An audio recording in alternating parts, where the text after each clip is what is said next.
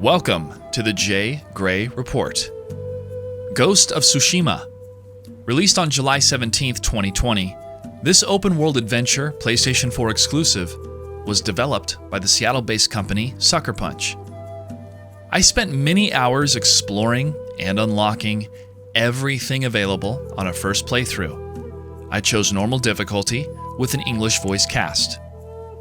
In short, Ghost of Tsushima follows Jin Sakai during the Mongol invasion of late 1400s Japan.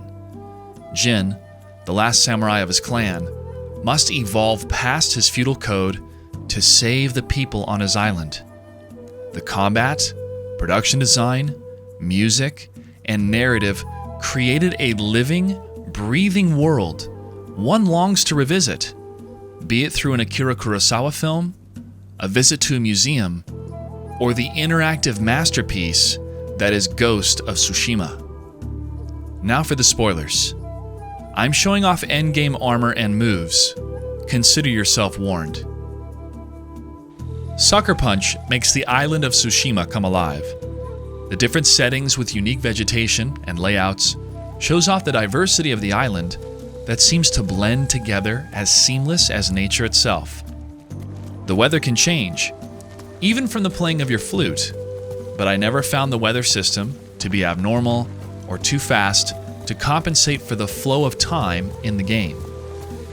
The design layouts of the forts, castles, villages, and camps all felt lived in and part of the world, sometimes making it more difficult to spot hidden passages because they are hidden for a reason. The exploring around the world, be it shrines, fox dens, artifacts, or moving to the next mission, was easy enough with your horse, and fast travel to any previously explored areas made exploring the entire map less of a chore. Pro tip: if you want to explore everything on the map faster, use the Traveler's Attire. It will expand how much fog of war you remove on the map around you. Easier to discover everything that way, and if you encounter bandits or invaders, it's easy to switch into combat gear. The platforming, puzzle-solving sections of the game provided a break from the combat, and the challenge never overstayed its welcome. I found myself many times stopping and gazing in awe at the world in front of me.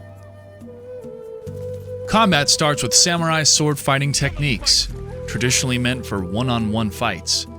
But as the Mongols introduce a new level of brutality and technology in their warfare, Jin adopts new tactics. The combat in Ghost of Tsushima flows very well, and as one progresses through the narrative, unlocking new moves, the combat increases in difficulty and satisfaction. Standoffs was one of my personal favorite to select, with such a dramatic moment on each occasion. I prefer to utilize my bow and arrow for much of the mid-game, not only because one can feel the impact of each headshot, but also the fastest way to clear out enemies is with the bow and arrow. Proper timing for parry and dodges are rewarded with open hits, and the different stances required for different enemy types further expanded the tools needed for each fight. Yet the flow between switching stances, parries, dodges, and strikes was hardly obstructed, as if you were controlling a master swordsman. The stealth abilities with all the drama included, for a samurai, was another viable approach to many engagements if one so chose. The option to launch a smoke bomb mid-fight and then execute a triple assassination is one of my favorite combo options in the game. The combat Sucker Punch was able to code together is so engaging, thrilling, and at times challenging, to the level of admiring the real skill it took to be a samurai, and the real skill required to authentically portray a samurai, either on film or in the digital world.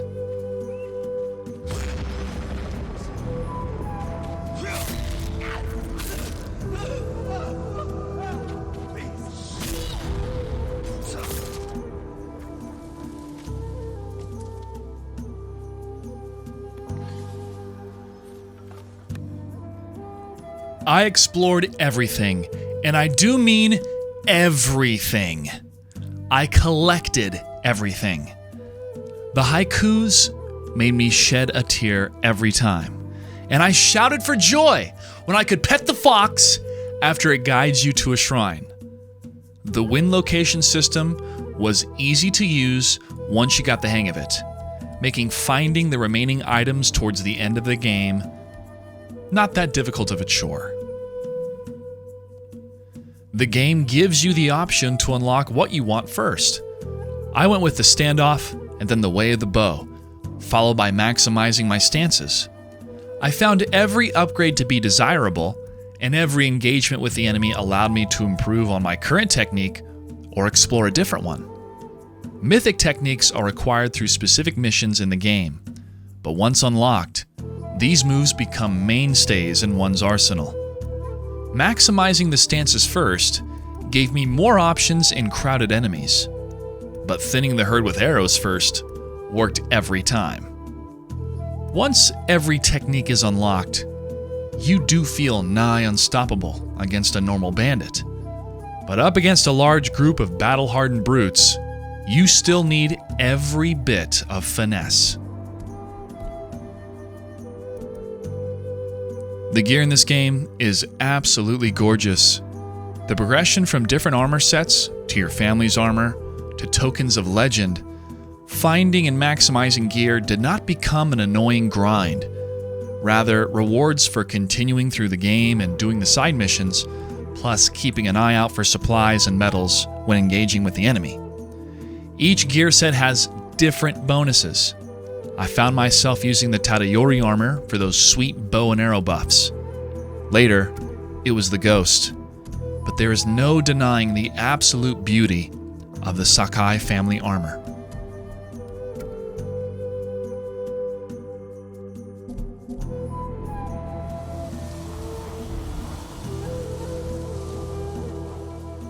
The story wrestled with the themes of war, struggle, defending one's home, and living up to a code of honor that quickly became antiquated at first contact with the enemy. Jin's struggle leads him down a journey of realization that it was the people that saved him, in particular Yuna, not of the noble class, and those willing to train and ally with him to defend their home. Jin evolves past the role of a samurai, using stealth and terror to stop the enemy and save more Japanese lives.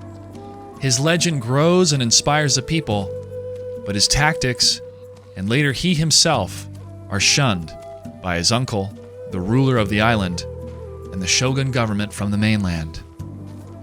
As Jin worked with his allies, and I did all the side quests, I enjoyed each of their journeys, but found some of the conversations or some missions to be thematically repetitive.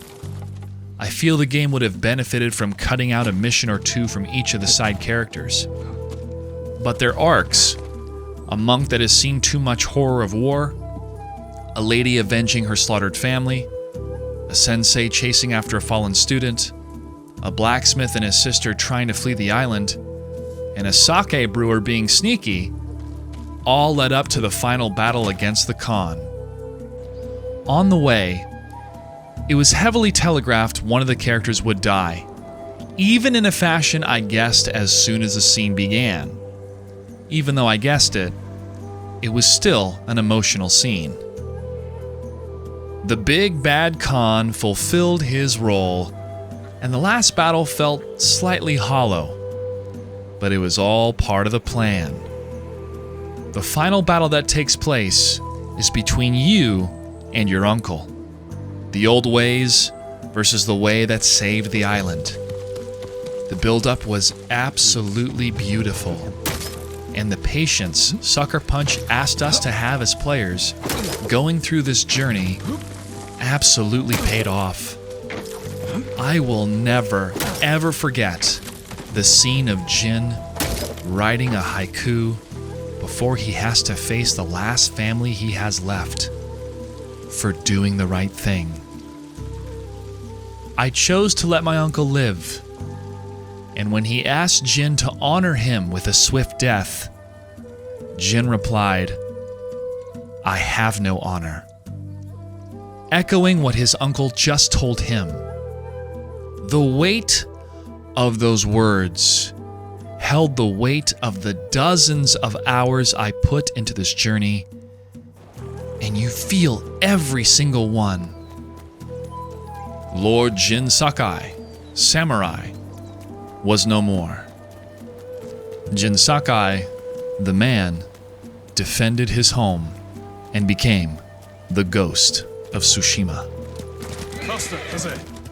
Add in the wonderful music and all the elements presented, Ghost of Tsushima is a must-play, and an even more compelling reason to purchase a PlayStation 5 to see further graphical enhancements and higher frame rates.